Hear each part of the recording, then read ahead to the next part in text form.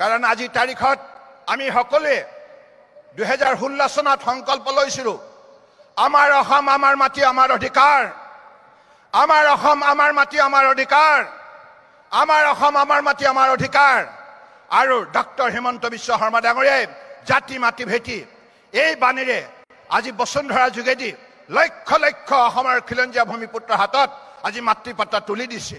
এই মাতৃপাত্ৰা দিয়াৰ যাত্ৰা আৰম্ভ হৈছিল মাননীয় প্ৰধানমন্ত্ৰী নৰেন্দ্ৰ মোদী ডাঙৰীয়াৰ নেতৃত্বত 2016 চনৰ পৰা।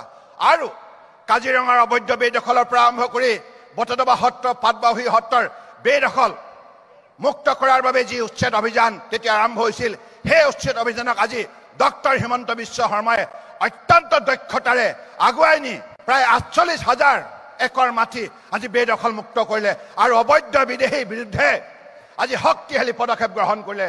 তাৰ বাবে ডক্টৰ হিমন্ত বিশ্ব শৰ্মাক মই বিশেষভাৱে ধন্যবাদ জনাইছোঁ। জাতি মাটি ভেটি এই তিনিটা শক্তি অটুট থাকিলেহে এটা জাতিৰ স্বাভিমান ৰক্ষা পৰিব। অসমীয়াই মান সন্মান স্বাভিমান ৰক্ষা কৰা অসমৰ ভূমিপুত্ৰৰ দায়িত্ব আৰু কৰ্তব্য। সেই কাম আজি ডক্টৰ হিমন্ত বিশ্ব শৰ্মা ডাঙৰীয়াই ৰাইজক লগত লৈ সেই কাম কৰিছে, তাৰ বাবে মই ধন্যবাদ জনাইছোঁ।